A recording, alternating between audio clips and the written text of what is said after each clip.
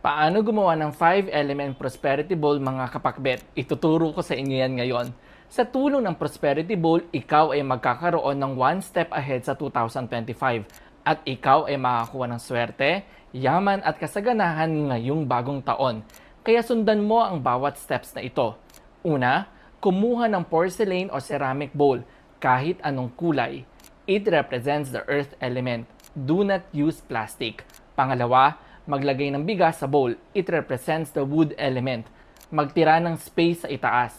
Pangatlo, ipaikot ang 12 pieces of eggs in a vertical position. Pang-apat, itusok ang 12 pieces of gold chocolate coins sa pagitan ng mga itlog. It represents the metal element. Panglima, irolyo at talian ng pulang laso ang 9 na pirasong papel kahit anong halaga at ibaon ito.